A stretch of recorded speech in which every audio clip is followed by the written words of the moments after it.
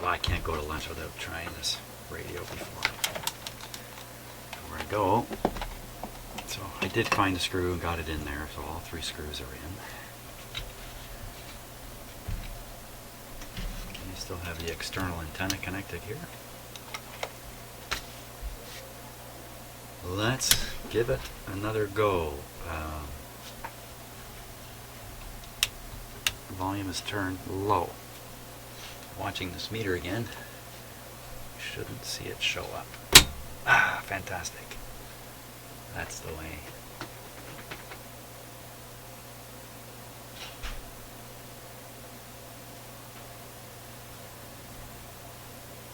How about the radio showing up now?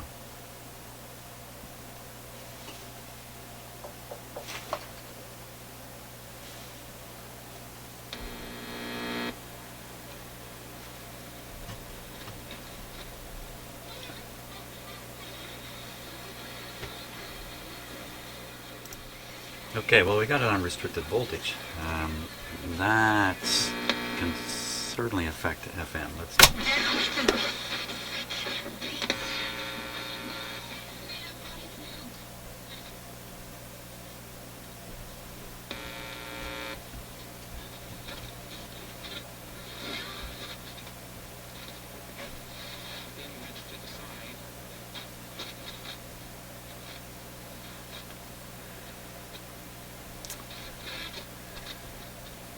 Certainly not working the way you want an FM radio to work.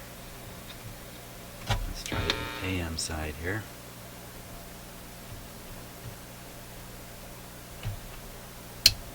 Okay, that should be AM. Now it's working plenty good.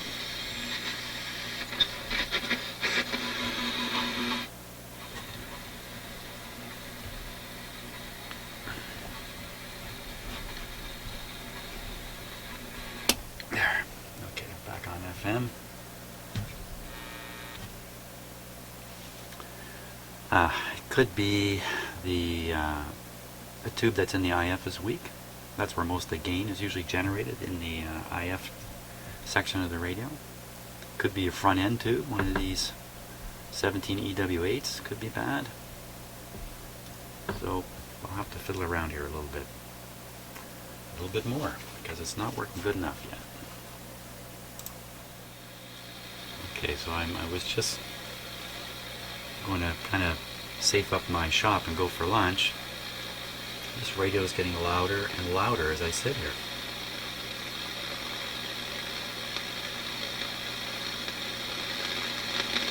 It's really getting loud.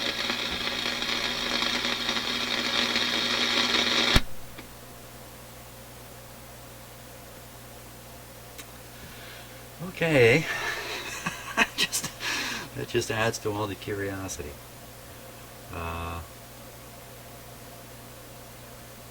Man, okay, that could be so many different things happening. Could be an element in a tube. As the tube gets really hot, the element is correcting itself. Oddly enough, it could be a capacitor slowly leaking a charge, although usually that dulls down a radio. That doesn't bring it up. But the thing to note is it had to be on for a few minutes, and I don't know. It's definitely time for lunch now.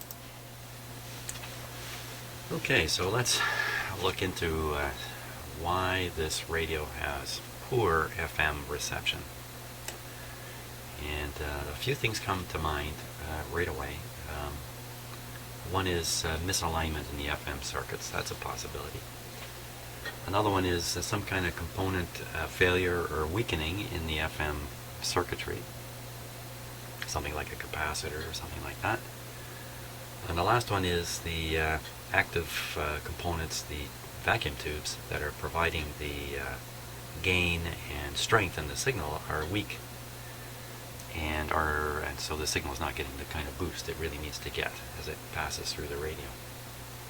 So I'm going to start off with the tube side of it.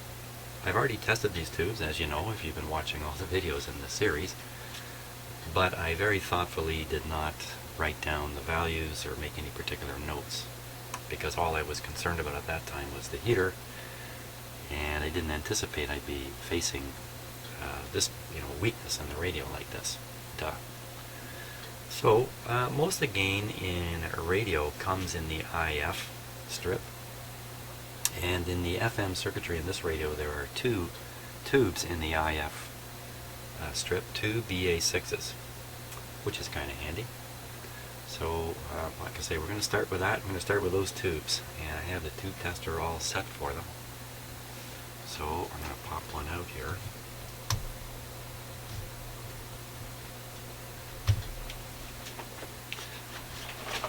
And we'll pop it in. First of all, 12.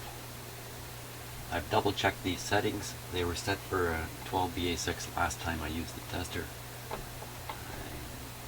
not going to check them again.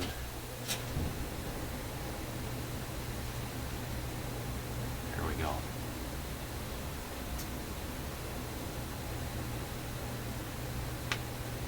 Now I'm going to do the short check. Just rotating this switch. You've been watching me do this. I haven't been explaining too much of how it all works. Just watching to make sure this light doesn't stay on. If there's a short in the tube, you really don't want to test it completely. That seems fine, so we'll push 4 here, P4. I'm going to take an actual value reading on this. Set the scale to 3,000 modes, and we're reading 1600.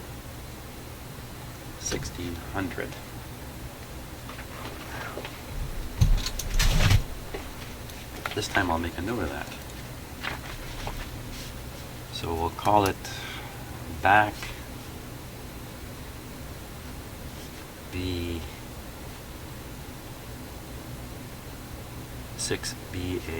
no, 12BA6, what am I saying? 12BA6. And back means it's at the back of the radio. And the reading was 1600. And what's it supposed to be? Just hang on 1 second here. Let me just put that on my screen for a second. 12.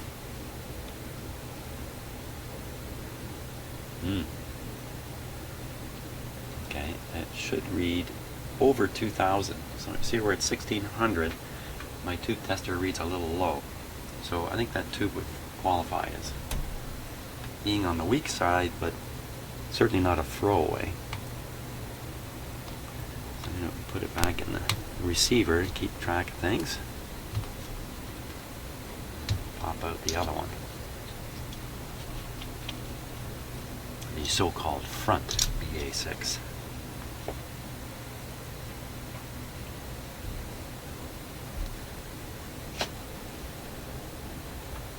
Now, one of these is from my own tube collection. So one of the originals is no longer in the tube, in the radio already.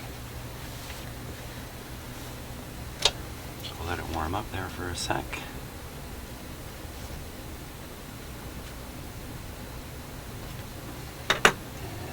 Short test.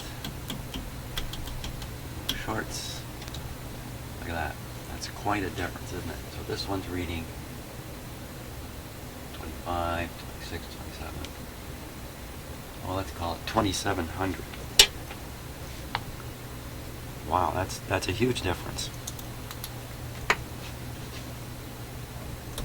I'll put that back in the radio. Put it back in the front of the radio.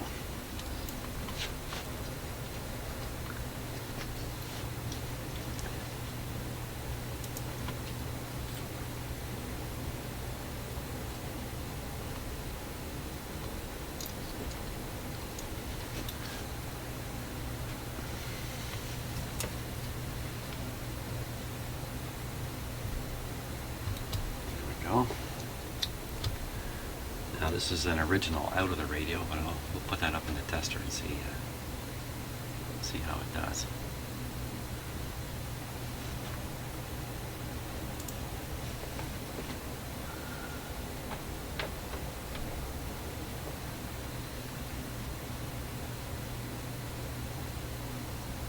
moment. I should have some jokes or something like that I should tell at this point. Yeah, I know what I can tell you. I'm really pretty tired this morning. The cat, one of our cats, who will remain nameless, has this habit of coming in our bedroom as soon as a bit of light appears on the horizon, jumping in our window and disturbing the heck out of me. And that started this morning at 4:30, and never really got back to sleep after that. So I won't say which cat it was. Excuse me. But he knows who he is. Okay, so here we go on the test. Ooh, wow.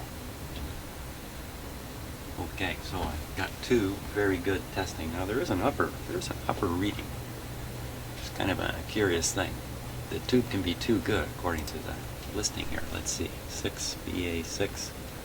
If it's over 3,300, well, ooh, that's coming right up close to 33. So I don't think there's any problem, of course, with this tube. It's a beauty. Let's get it in the radio. So I remember the back one now is the weak one. No, wait a minute. Hold the horses before I blow this. I'm a little bit tired. I'm going to be more confused than normal. So now there's a reason why this meter is here. I decided that I'm not going to rely on just my ears. I want some objective proof that the tubes I'm putting in are improving things. So I've got an FM signal source going in the shop here. Hopefully it's stabilized. It runs right around 100 megacycles. We'll tune it in, and then I'll change the tube, and we'll see if the output of the radio goes up. That's what I'm going to try anyway. Let's maybe the first thing we'll do is we'll find out why this won't work. So, okay, everything's safe here. Yes, I can turn on the radio. There it goes. You can see the tubes are conducting because the line voltage has been drawn down. There you see it go up a bit. Then it'll go back down again. Now the radio should be operating.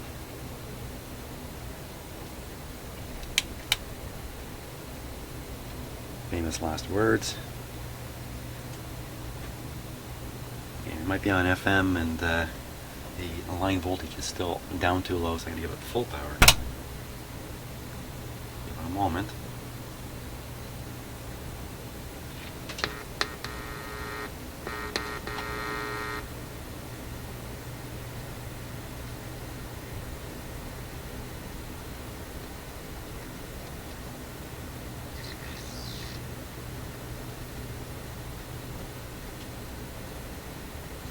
What goes on with this?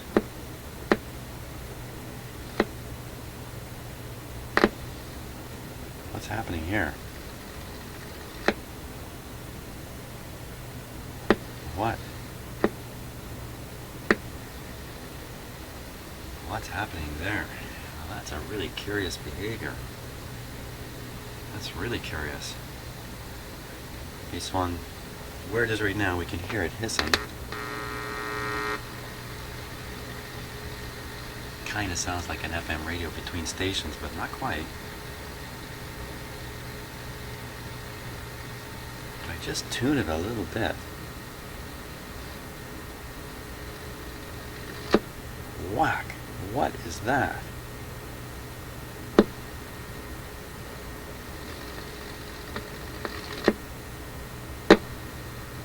It's almost like the radio is launching into some kind of different mode. I don't know how to describe that.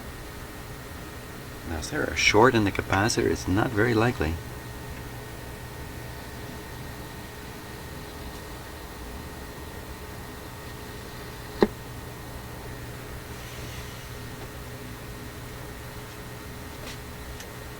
Let me check that and see.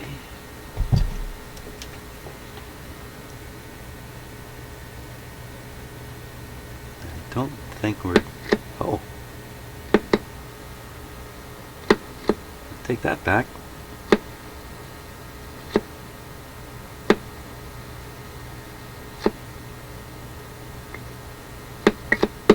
Well, that's interesting. You can actually hear this if you listen.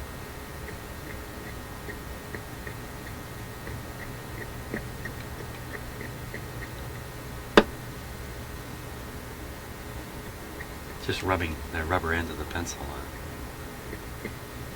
Okay, so there's actually a plate short going on in there. Let's take a close look. I think I can see it.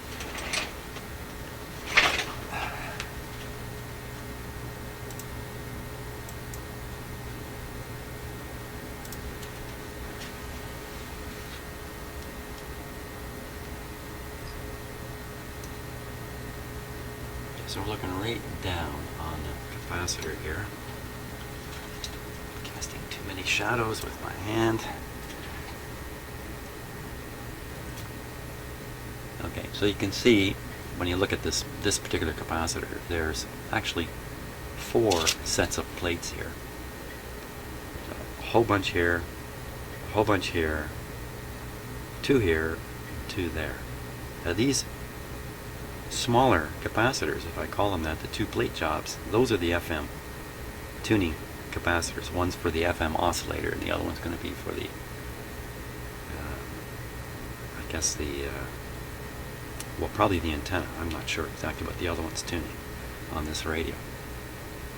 And you can see on this one, you can see the brass colored center plate there. It's just a little out of focus.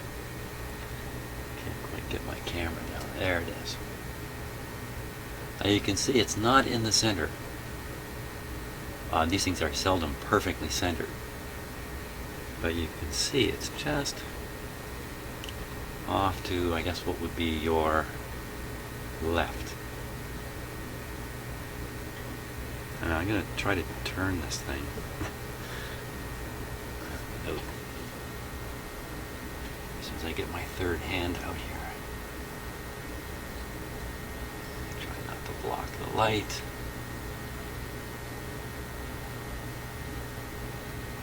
Okay, I'm going to tune it now.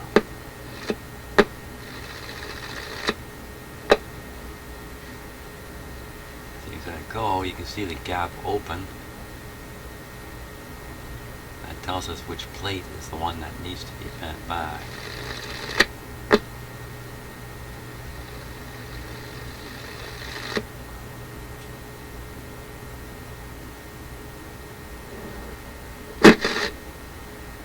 It's like there's a piece of, you know what it is? It's corrosion on there. It's corrosion on that plate.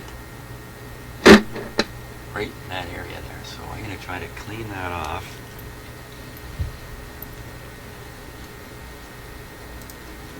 Just see if I can brush away whatever's in there. My handy dandy capacitor cleaning brush. I don't think there's any reason to turn it off.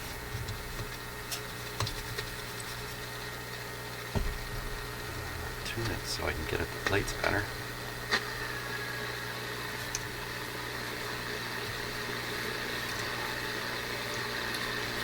Hey, how come it did this before?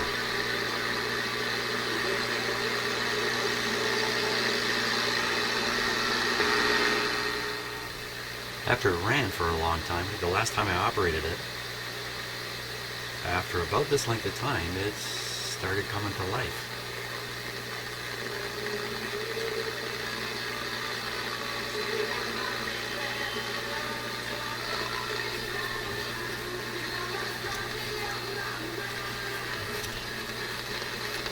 I'm not getting very far down into the plates with this, but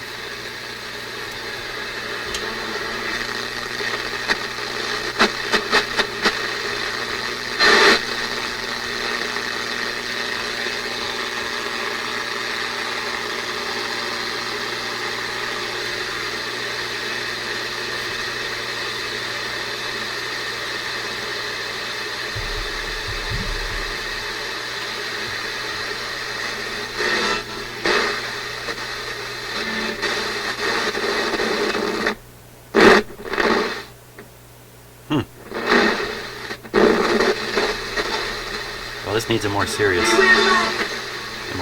cleaning here. Okay, I'm going to shut her off. As we certainly have identified an issue here.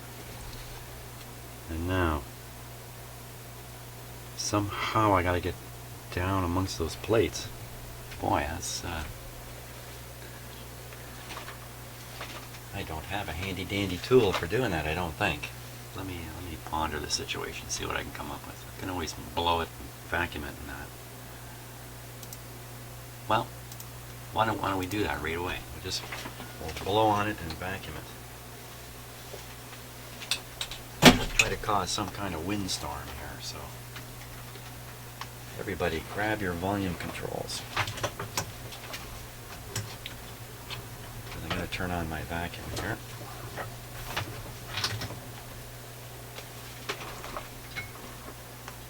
And also my blower, so I'm going to give it the suck and blow treatment.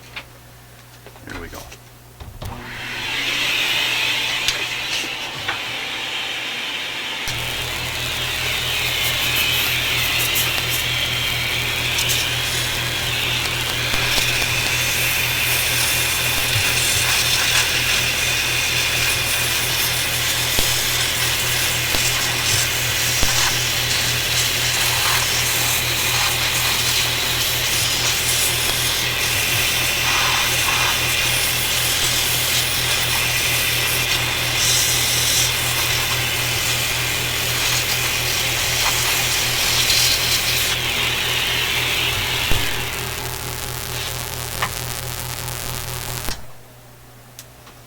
Now, you know, it's an easy thing to bend one of those plates and get it away from the center plate where it appears to be making contact.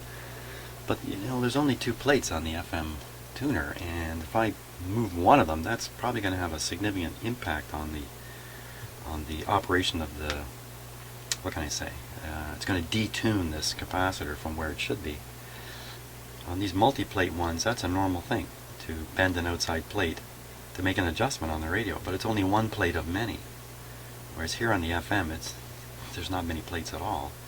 So moving one can have a big effect. So I don't want to rush in there and do that. It kind of looks to me like a dental floss situation. I could get some dental floss or thread down in there. And I think that's one thing I don't have in my shop here, is some thread. Well, let me give that a try. I'm going to fish up some thread here. Okay, so I went and got some dental floss. Maybe this isn't the best thing to use. This is waxed dental floss. And the dentist says I should do this every day, so. And I really don't see anything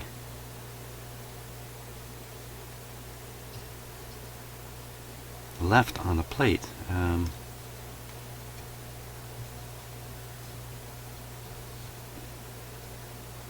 This would be a good way to snag the center plate and move it a bit, but okay, just looking at it, rotating it.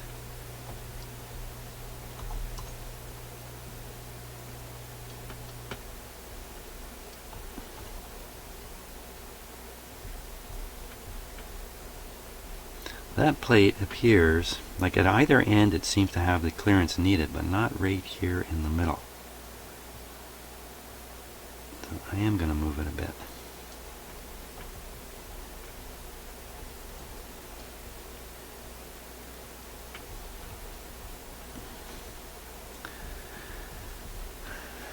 Well, let's turn it on. Safe? Yep.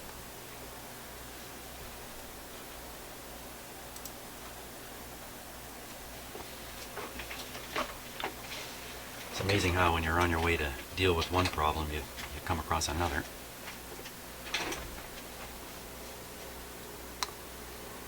Well, actually, that's not that amazing. That's kind of par for the course in this this type of work. Okay. I hear the radio. It's very quiet. I'll turn it up. It's doing that same. Still doing exactly the same. Boy, that's very suspicious. Let's take another close look in there. See what's up.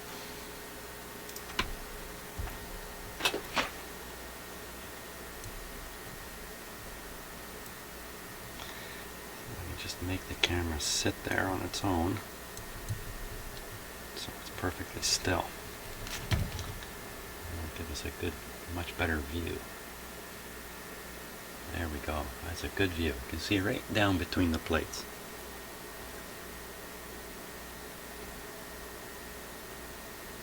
There's certainly more clearance there. Hey, that's not from a plate contact. Not there.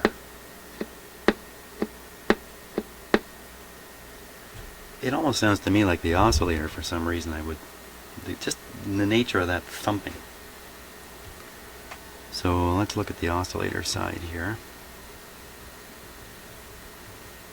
Just balancing my camera on top of a tube.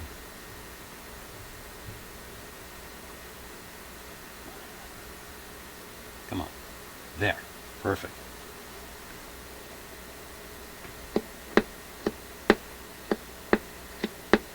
I don't see any chance of a contact in there.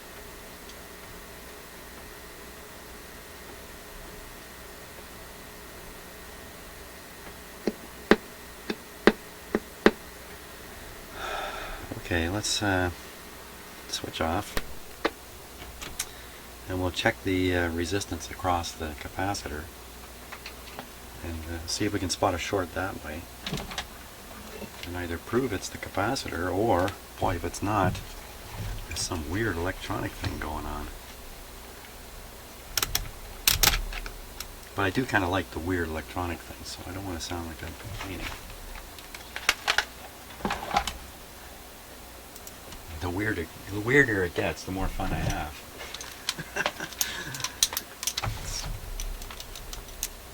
That's kind of how I look at this.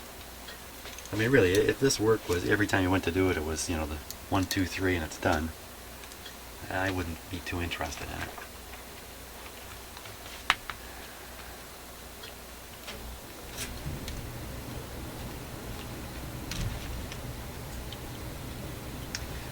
Because I've put our house furnace in my shop here, you get to listen to it run every time it comes on.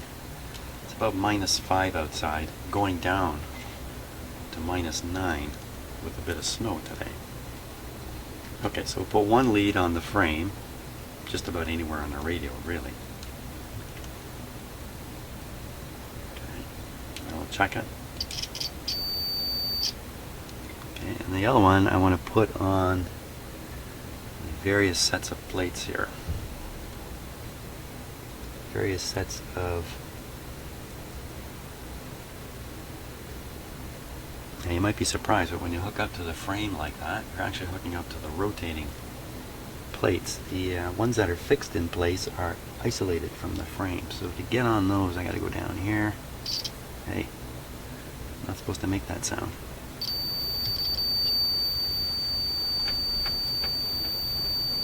My test is bogus. I'm doing a bogus test.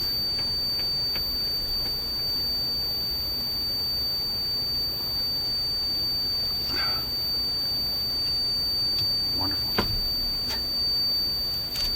Shh, shh, shh, shh. Ah.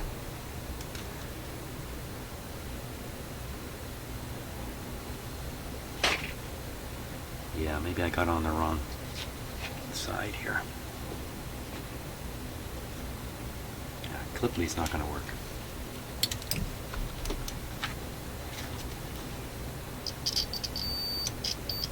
What gives here? Jim doesn't know what he's doing.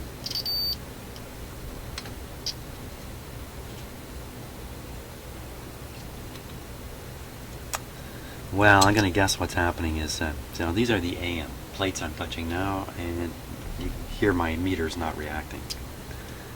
And that's what I kind of expected on the FM side. So if there was a short, then you would hear this. There's no short in the AM side. The FM side, there's probably coils and stuff like that that'll pass the DC from my meter, show a short. But from a RF point of view, it's not a short. Wait a minute. That's just my contact. Yeah. Easy to get fooled doing this stuff. No. So, okay, so I can't do that test on the FM side. I'm sure if we looked at the circuit diagram, we'd see right away that there's something in there that's actually a coil shorting the plates. That's disappointing. I don't think there's a short in those plates anymore. Oh my. Okay, another possibility is trouble with these two tubes.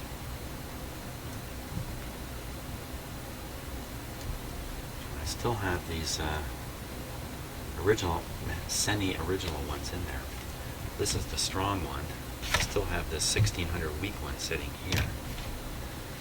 Okay, so why don't we try our best to perform that test and make sure we have the best tubes in here, and then we'll deal with these two tubes, test them again, and see what's up.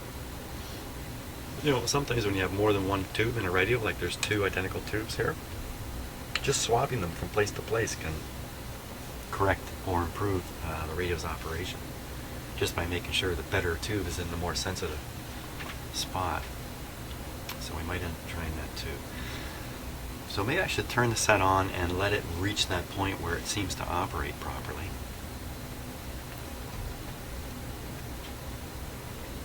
Okay, give us some power. Power to the people here.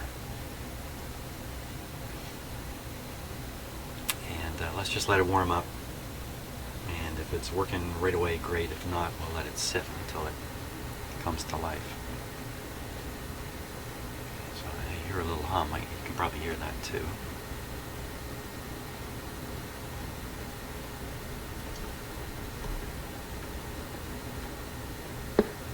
There's that. Oh, what's going on there? And watching this meter is kind of interesting too. Because when I go past that funk point, this thing ends up showing a... just ignore me. I don't know what I'm talking about.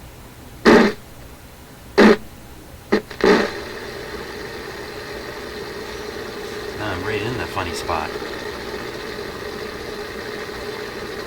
It just doesn't sound like FM radio to me.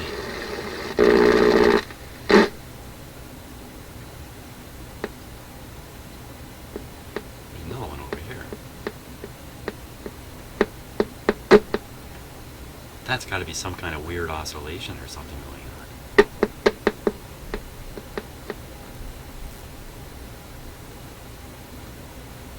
Oh, it just keeps getting stranger. So I'm going to let the radio run for 10 minutes here or so.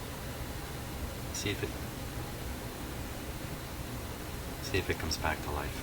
Hey, in the meantime, let's make sure my transmitter's transmitting. I'll turn on another radio in here. A third person's been arrested and weapons are reported to have been recovered. See if I can find the raid reported. Sensible.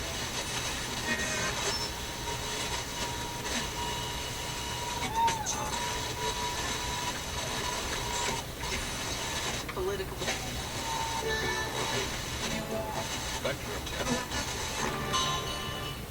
Apparently not.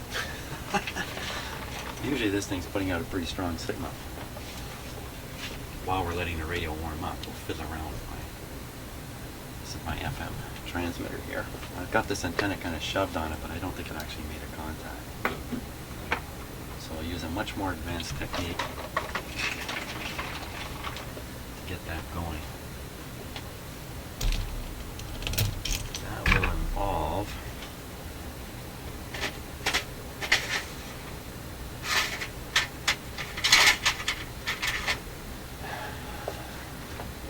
shoving a capacitor in there. Well, that's interesting. That's this radio. Oh, it's coming to life. Hear it?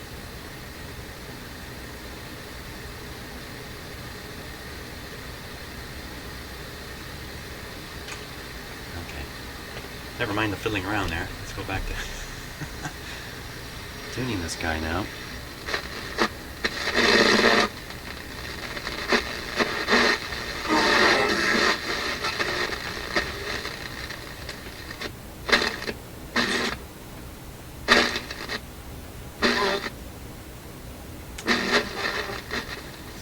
Is that by some chance the transmitter doing that I've got going? Could be. Let me turn it off and see. Turn it back on. Okay. I tell you, man, sometimes the roads I travel down. So the whole time we were chasing an effect from a very powerful FM signal in the shop? No.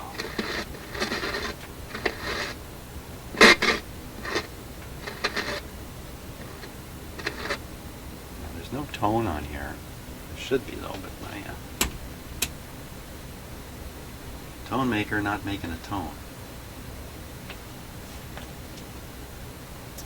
Okay, I can fix that.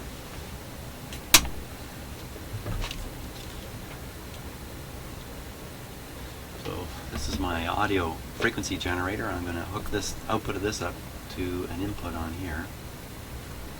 See if we don't get a tone going.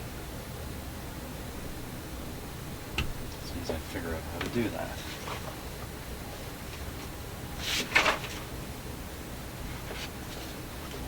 Okay, I'll set it up. Give me a moment.